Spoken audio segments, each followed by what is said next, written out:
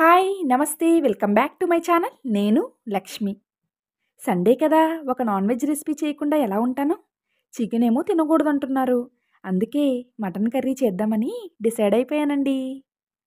మటన్‌లోనే దోసకాయ మటన్ ఎప్పుడైనా ట్రై చేశారా? ఈరోజు నేను చూపించే రెసిపీ దోసకాయ మటన్. ఇదిగోండి ఇలా అన్నీ కూడా సిద్ధం చేసుకొని పెట్టుకున్నాను. ముందుగా మటన్‌ని కుక్కర్‌లో పెట్టుకొని 2 విజిల్స్ రానించుకున్నాను. మటన్‌ని ఉడికించుకుంటున్నప్పుడే మటన్‌కి సరిపడా లవంగాయ్, దాల్చిన చెక్క, ఉప్పు, కారం, పసుపు వేసుకుని విజిల్స్ రానించుకున్నాను. ముందుగా ఆనియన్స్‌ని, చిల్లీస్‌ని ఇలా ఫ్రై చేసుకుంటున్నాను. చక్కగా ఇలా ఆనియన్స్ సాఫ్ట్ అయ్యాక నేనెప్పుడూ చెప్పే మాటే దంచి కొట్టుకున్న అల్లం వెల్లుల్లి ముద్ద వేసుకుని చక్కగా పచ్చివాసన పోయేదాకా ఫ్రై చేసుకోవాలి. అప్పుడే దంచి కొట్టుకున్న అల్లం ముద్ద వేసుకుంటే ఆ కర్రీ మరింత టేస్ట్‌గా ఉంటుంది. ఇప్పుడు 2 విజిల్స్ రానించుకున్న ఈ మటన్‌ని వాటర్‌తో సహా వేసేసుకోవాలి. ఒక ఉడుకు రానించుకున్నాక ఈ పుల్లటి దోసకాయ ముక్కల్ని యాడ్ చేసుకోవాలి.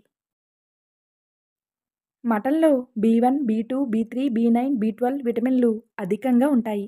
మటన్‌లో ప్రోటీన్‌లు, న్యూట్రియంట్లు, బి12 బాగా ఉండడం వల్ల కొవ్వును కరిగించే సామర్థ్యంతో పాటు ఎర్ర రక్త కణాలు ఏర్పడడానికి, దెబ్బతిన్న కణాలు సరికావటానికి దోహదపడుతుంది. మటన్‌లో బి కాంప్లెక్స్, సెలీనియం, కొలైన్ వంటివి క్యాన్సర్ బారిన పడకుండా దోహదపడతాయి. మటన్‌లో కాల్షియం ఎక్కువగా ఉంటుంది.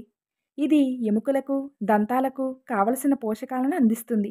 డయాబెటిక్ పేషెంట్స్, అలానే గుండెకి సంబంధించిన సమస్యలున్నవారు దీనికి దూరంగానే ఉండాలని చెప్తున్నారు. ఏదేమైనా సరే మితంగా మాత్రమే తీసుకోవాలి.